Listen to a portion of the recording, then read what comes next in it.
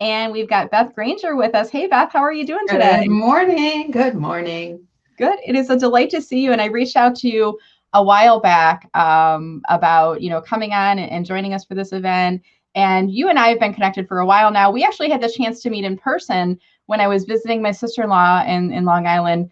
Was it 2018, 2019? I can't remember now. Time is so strange now. Mhm. This It was a past year's whirlwind. been like 3 years, so I have no idea. But Yeah. it wasn't that long ago. It was very nice. But it's nice to have you coming on today and chatting with us. And all the folks that are on the stage, the virtual stage, if you will, today, guys, are LinkedIn rock stars. I have this list I put together called the Meller Marketing LinkedIn Rock Stars, and I handpicked people from that list to bring on the show, kind of selfishly, because there's certain people I haven't talked to in a while, wanted to hear from. And also, I knew there are certain people that would probably be open to coming on. So Beth was one of those people, and I said, "What do you want to? Come on. We're taking this talk and focusing it on people that are in career transition, maybe working but looking for a new job in 2021." And we had Stella on earlier talking a little bit about resumes, and we touched on some of the ATS stuff, but we're going to go a little bit deeper in this discussion, Beth. So before we get started with that conversation, Beth, could you tell us a little bit about who you are, what's your company all about, and then we'll get the conversation started. Sure. So, like many of the people I imagine you're having on, I'm a trainer, consultant, and speaker, and I work with organizations and individuals who want to grow their business or brand using LinkedIn. And lately, when I've been introducing myself, I always feel funny talking about myself somehow. So a client described me the other day, and I really like this. I wrote it down as part friend, part consultant, part confidant, a sales enabler, and a LinkedIn whisperer. And I said Wow. to them, well, a friend of mine uses that LinkedIn whisperer as kind of her tagline, so I won't use that part. Who's that? But Who is that one? I think it might be Bryn. Someone does. Someone I don't know. definitely uses that. I'm not Someone sure. watching will know, and they'll tag that person Yeah. below for Yeah. sure. And I like to say there are no shortcuts to relationships. Mm-hmm. Awesome. Well, I am delighted to have you on, and I think you've got such an amazing personal brand. And when I think of you, Beth, I think early on, you were one of the first people to get access to LinkedIn Live. So you were one of the people I was watching, and you gave me some tips on how to get my application accepted, which was awesome. And then you were one of the early adopters of Clubhouse too. I saw you cross promoting those events. So you've always kind of been on that. I'm more on the once, what's the early adopter phase, and then there's like the bleeding edge and the early adopter, and then there's the mainstream. I'm probably right between early adopter and mainstream. Like I wait a little while to get on, but you've been ahead of the game for a while. So so let's jump right now into this conversation about bypassing online applications. There are people watching and they're frustrated. They're like sending their resume out, they're not hearing anything back. So give us some thoughts and strategies there on how to get through that ATS. Sure. Well, the thing is, and I wasn't able to listen to all of Bobby's talk. I know he talked a lot about networking. So the way to bypass the ATS is to get networked into an organization. Mm-hmm. And so 10 years ago, before I started, actually almost 11 now, so almost 11 years before I started my business, I thought I was looking for a job. Mm-hmm. And I didn't know anything about networking. Luckily, I was invited to an in-person group at the time, and it opened my eyes to a lot of things. Now, of course, I had done internal networking without naming it, right? Building relationships with people in my organization and things like that. But here I was looking for a new job. And it was also the time when I started really exploring LinkedIn for something other than just having a page there. And I remember seeing a job listing, and I said, oh, that looks interesting, maybe I'll apply. But before I did that, I did a little detective work on LinkedIn, and I found a person that I thought might be the hiring manager. I looked at her profile. The next day, she looked at my profile, because we all, I assume you do, like to look at who looked at your profile. At the time, we were in a group together on LinkedIn when groups were a little more active. So I sent her a message, because you could send a message to somebody that you were in a group with. And I didn't say, are you the hiring manager? I basically asked for an information interview. And I'm sure people have mentioned that concept. And she was very open to it. We had a phone call. It was a great phone call. She wasn't the hiring manager. She hated the company. She was leaving. And we have stayed in touch all these years and referred people back and forth. So that could have led to, if she liked it there and I wanted to apply, she would have been able to take my resume and bring it right into HR or whoever was hiring. So the key is trying to get to know people in the organization. And you probably already do many times, or have someone that knows someone. And especially big companies, they have a hard time finding really good people. So the people that work there actually get paid if they submit a resume that, or put their name on a resume that is submitted through the system. If they hire the person that works at the company gets paid. So they want to find good people and help bring good people into the organization. So the key really is the networking aspect, and with people in your industry, with people just that you know out in the world. And there are some sneaky ways on, or maybe not sneaky, but people don't always understand how the search works on LinkedIn to figure out if you know somebody at an organization. Yeah, that's a good point. And a lot of people that are watching they may be, if they're working, but starting to think about looking for a job, Beth, because there's many people who wanted to look for a new job at the start of 2020. Remember that? The economy was strong. It was a job seekers market. Things were happening. And then the pandemic hit. And then they said, you know what? I'm just going to, and it's almost like shelter in place. I'm just going to stay here until the dust settles, and then I'm going to start to get out there.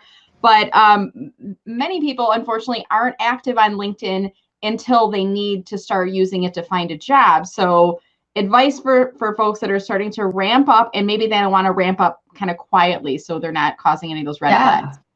So the first thing really is to connect to people that you know. So connect to your colleagues, connect with your physical friends and people that live near you, connect to people that you know, because then you'll be able to see into their networks, and you never know where they work, where their spouse works, where their, child works. So by expanding your network before you need to, and having conversations with them. So if it's someone you already know, you don't necessarily need to. But if there are people that maybe are on the periphery of your network, maybe they're in a group that you're part of, an association that you're part of, maybe it's time to connect with them. Or if you already have connected with them, it's time to have a one-to-one conversation, get to know them better, because then they are more likely to want to do you a favor of introducing you to somebody. The other thing, besides expanding your network, is to start sharing content, your thought leadership. That doesn't seem odd to anybody if you do it. So just starting to post about topics in your industry, about your expertise. If you're not comfortable doing that, I actually had a client the other day who she does not want to share content. So what we talked about was, that's fine. Engage with the content of others. So if there are people that you are trying to get to know better and they are active on LinkedIn, join those conversations. If they post about something, respond to that.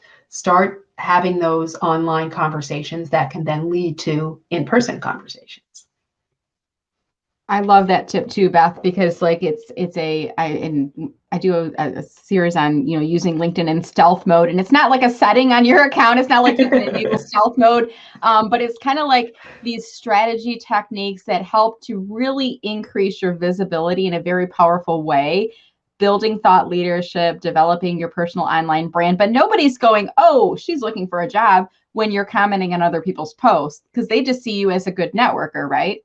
Exactly. And you can be doing these things wherever your community hangs out. So yes, LinkedIn is a great place, but if your industry is heavy on Twitter, so be on Twitter. If the people you do business with or work with are on Clubhouse, be on Clubhouse. If they're on Instagram, be on Instagram. So you can be before COVID, if the people that you want to be with play golf, learn golf, right? So be where those conversations are already happening. Yeah, That's a really good point. And some people are kind of, it's intimidating, Beth, if they're not active already on LinkedIn to start. So, I mean, even today, I'm telling people if you're working but looking, in this case, don't comment on anything here today because it's broadcasting it out, right? And every time you comment, you like, it's leaving like a breadcrumb on your LinkedIn profile. And I had somebody in last month's LinkedIn Live-a-thon who said, I liked it, and one of my friends saw it, and she was worried that my coworkers might see it. Can you remove me? And I went through, and I think I could remove. I'm not sure. Can you remove likes from LinkedIn Lives, or is it just the comments only? Do you know? I think it's just the comments. I've never tried. I don't know. Yeah. Good question. Well, it might be. I think she went in and she removed the registration, like on the event page, she removed her registration, but then I think she went into it and she unliked it. I think she found her comment and unliked it, and I deleted it. I don't know, but it's you need to be aware of the breadcrumbs that we're leaving out there. But let's say outside of today's events, how do people find the content for people that they should be engaging with? Any thoughts there? Sure. Well, so if there are, for instance, when we used to go to conferences, if you went to a conference and there were speakers or people that inspired you in your industry, and if you're following them or connected to them, they probably share content that you can engage with and be part of that conversation.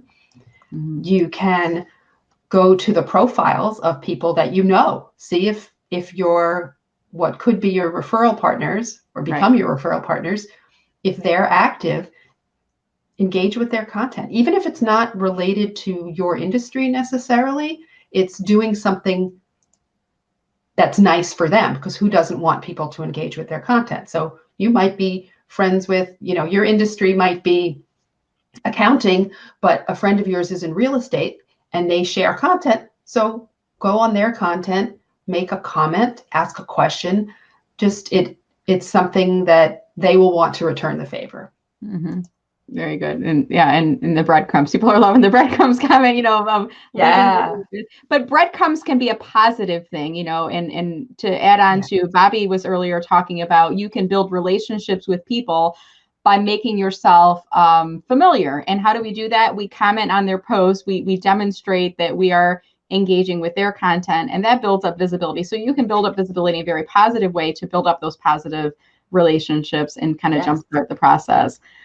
So we're here. If anyone's just joining us, we're here today. We're doing this LinkedIn Live-a-thon, and Beth is offering us some tips on bypassing those online applications. So we're not getting into the ATS-friendly resume stuff. We're talking about how to use your network to get into a company. And Beth is offering some great nuggets on commenting and other thoughts. So we'll continue along with that discussion. I just want to give a quick reminder on that. Yeah. Something I think, in terms of engaging with content or sharing your own content, sometimes people are apprehensive just for the reason you said. They're not sure who's going to see it. So I always like to assume anything I post anywhere on social media might be on a billboard on the highway. Mm-hmm. So just being comfortable with the public nature of it. But in terms of, I think some people don't realize that you can see the people that who are connected to an organization. So if you search for a company on LinkedIn, it'll show you if you have first connections, people that you're connected to on LinkedIn that work there. It'll also show you second connections. And to me, those are the magic people. Those are the people that work at the organization that you might like to work at. And there's someone that can make that introduction potentially. So if you look on the company page and do an all filters search for the area that you might want to work at in the organization, it will show you a list of people that work there. So you can, first of all, see if you can get introduced. Second of all, if they're active on LinkedIn, engage with their content. You are now part of a conversation with a person you don't know yet. And then if you end up sending them a connection invite, they'll already know you because you've been part of their content and that conversation. Yeah, that was a really great tip about the company page. I'm actually going to pull up LinkedIn right now, just to navigate. And I want, if you could, I'll pull up a page and then we'll try to, if it's okay, show people. Yes, let's do it. So pick a company, I guess, right? Somebody in the chat, pick a company. Tell us a name that we would know. Yeah, and I have Bobby's up right now. I'm going to actually navigate back to the LinkedIn homepage while we're waiting for someone just to drop in chat a company name. So we're actually doing a live demonstration right now. This is live, and there's about a 30-second delay, isn't there, Beth, from the time we say drop a company name below in between that and the point that we actually can pull some things up. So I'm not seeing anything coming in just yet. So and I do put in let me think of a name. General Motors. I'm here in Michigan, and General Motors is a fairly large organization. I know there's a lot of employees they have on the page here. So walk us through this right now. Sure. So now put your cursor by where those little photos are. Right here. It says yes. So that's showing that Brenda knows over 100 people that work at that company. So those are all people that could potentially walk her resume in to whoever is looking for somebody, or make an introduction to that person. Yeah. And then if the people aren't, and to make it easier, so here's a little tip.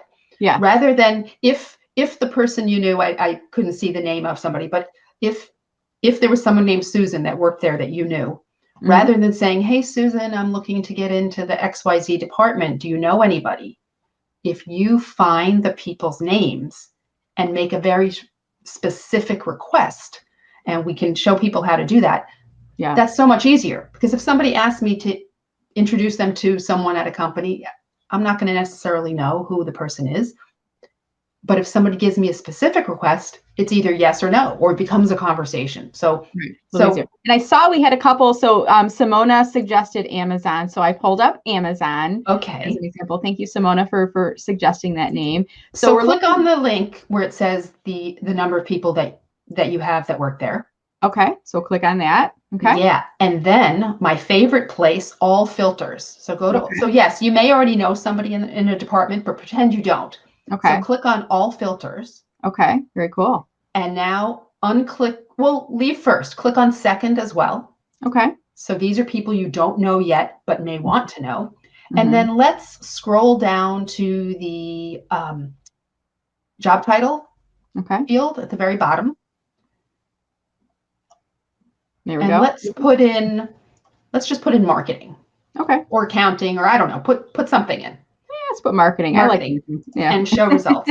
Okay, there we go. So now here are these people that work in the area you might want to work in, and you know someone who is connected to them because they work there. So if, for instance, you wanted to meet Rachel because she's the vice president of global marketing, right?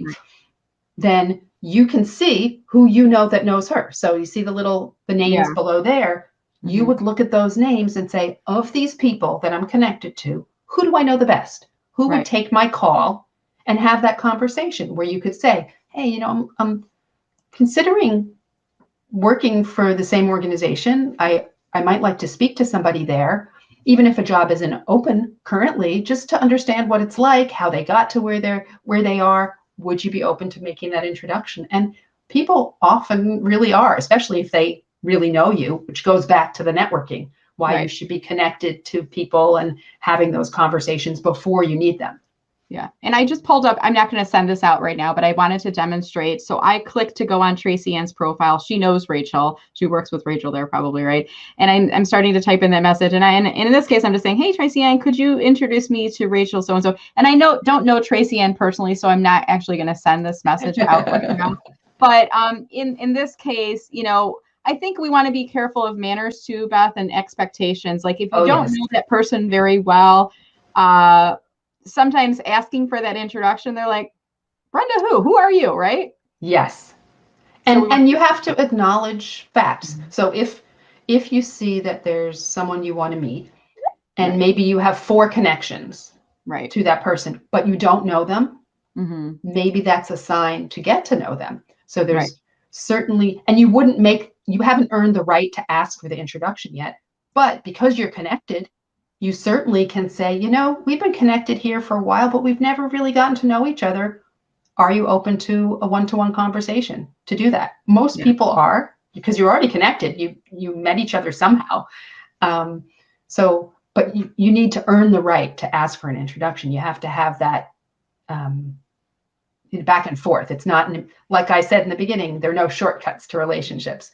So yeah, I love it. And we're here talking about bypassing those online applications. How do you get around them and really make strong connections? And I could even see we could kind of layer in the techniques that you've taught us so far, Beth. One is going to the company page and finding people that are maybe connected at a second level. And then couldn't you then go on their timeline, start to comment on some of their posts, become a nice friend, right?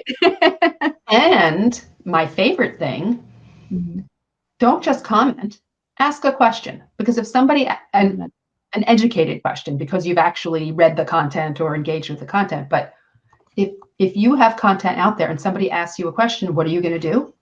You're going to reply. So you've started this conversation with somebody that if beforehand you had sent them a connection invite, they wouldn't know who you are.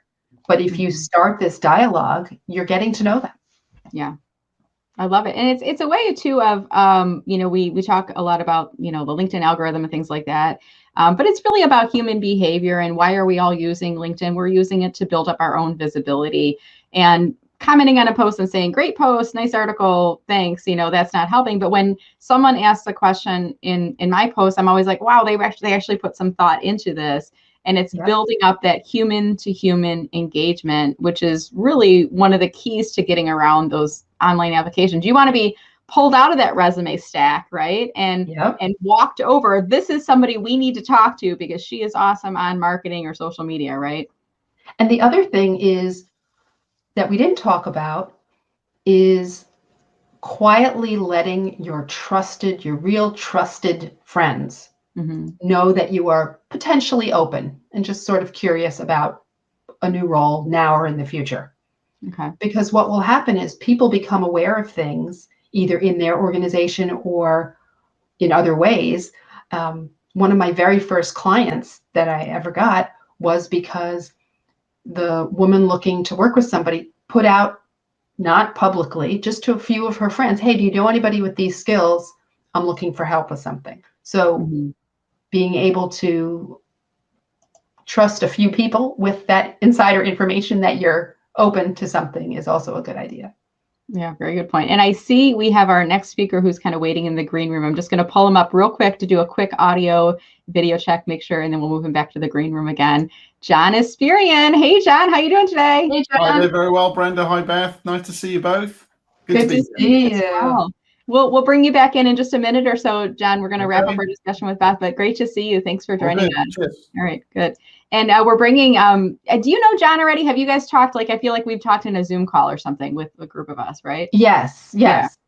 And what's fascinating is, as much as I love LinkedIn, and I do, I feel like I'm getting to know people in our world on your list so much better because of Clubhouse, because of hearing their voices and having those actual conversations. I'm loving it. Yeah, definitely. And while you're talking about Clubhouse, I should know this offhand and I could probably look it up, but what's your Clubhouse handle, Beth? Oh, that's easy. At Beth Granger. It's easy. It's you're like me. I know some people have some clever keywords and phrases and Yes, I chose not to do that because when I started, it was at Beth Granger Says, which is my Twitter handle. Okay. And you can only change it once. And I consciously decided I wanted it to be my name and not play the SEO games and try to make it something with LinkedIn or whatever. Yeah. And it's Granger, correct? Correct. Okay, so I'm going to pull that up on screen. I always like to double check on the spelling. Every once in a while, I'm Meller, but every once in a while I get Miller. I saw somebody try to tag me in a post earlier. It's Brenda Miller, and it was the wrong one. So I like to double check on the spelling of that. And I love you're doing such a great job on LinkedIn. You've branched out to Clubhouse. I'm like, Beth is on the bleeding edge, guys. So if you're not already following her, highly recommend you check her out. And I'm going to pull up your LinkedIn profile next as we start to kind of wind our conversation up for today, Beth. And are you open to accepting more connections on LinkedIn or what's your personal policy? Do you need to know people? Here's it's a little complicated. Currently, I have my follow button as the default because I was testing something. Yeah, I am open. Please, if you want to connect with me, send a message that this is where we met or where we became acquainted. And I do like to either really know the people or sort of know the people. So people who are here with you, many of them I assume know you. So yes, sure, just mention that you found me here. Okay, so you said mention how you found it. There's some people watching that are like, wait, how do you do that? In an invitation, you can include a note, a message, text. How do you do that? Could you give us those instructions both from the desktop and then if you're watching it on the mobile? Sure. Well, and especially because I have the follow button as the default. So Yeah. when you come to my profile, the blue button will say follow. You have to click on the little more button on the right there, and go to personalize invite. And that will allow you to send a message. And on mobile, because I have this theory, I'm convinced the desktop people and the mobile people work in separate buildings, or now they all work at home, and aren't allowed to speak with each other. So if I had the connect button as the default on desktop, if you click on the connect button, it would give you the opportunity to send that message. On mobile, you have to click on the more or the three dots, depending what's showing on your app. But because I have the follow button as default right now, you have to click on the more. Okay. In both places. Very good. And mentioning specifically, not just saying, hey, Beth, I saw you on LinkedIn today, but saying, I watched you during the LinkedIn Live today. I particularly liked your tip about, here's, for example, letting your inner circle know that you're looking without a loud broadcast. Like, say something that Beth was speaking about. Be specific. And that's one of my pet peeves about invitations is when you get those generic looking invites. Hey, Beth, it looks like you're building a great presence for yourself on LinkedIn. Let's connect. And I'm like, well, that seems templated. But when you mention something specific, I think that helps. Do you agree with that? Absolutely. Because we all know not everybody's as sensitive to it as we are, but we notice those templated responses, and no way. We're sensitive to it. And I want to remind you guys, if you're watching and you're working but looking, if you're connected with me or Beth and you have a question that you don't want to ask, you can always message us. I'm kind of just popping into my my messaging inbox on LinkedIn right now just to see if there's any questions that are coming in from there. And I just want to thank all the folks that are watching here today. If we didn't get to your question, I'm hoping, Beth, that you'll be able to stick around and maybe go into the live stream and help those folks out. May have been a few on there. And I'm seeing so many great, comments coming in. Loved your brilliant detective insights and tips. There's one coming in. Thank you, Fran right now. I do have one final question and then we'll wrap up for today. Ashley is asking, what is Clubhouse? So in your own, terms, how would you describe what is Clubhouse? It's an audio only app, still in beta, still only for iPhone or iPad. That is like being at a conference where there are breakout rooms on every possible topic. You can join any topic that interests you. You can just listen. You can raise your hand and be brought to the stage to be part of the conversation, or you can host your own. And I am loving it. It's invitation only, but invitations are out there. And actually, if it's okay to say, I'm hosting a panel discussion on everything you ever wanted to know about Clubhouse for the Social Media Association on Tuesday. So maybe I'll put it in the chat after I get off in case people are interested. Yeah, and then could you remind people too, if they already are on Clubhouse, if they follow you, how do they get notifications about upcoming events that you're hosting? Sure. So for me, two ways. One is if you, next to, I forget what it's called. Well, you click on the little bell, the notification bell, and put it to always. So you'll always be notified. The other thing is I do have a club called Social Sales Success. So you can also follow that club. Okay. Awesome. Well, thank you so much, Beth. This was a delight to hear your voice again and see you on camera. Any final comments, anything else you want to share with the group before you wrap here today? Really, I'll just repeat what I said in the beginning. There are no shortcuts to relationships. Build them and help those people, and they'll help you. Wonderful. Thank you so much, Beth. Great insights here today and really appreciate your time. Thank you so much. Have a good rest of your day. You too.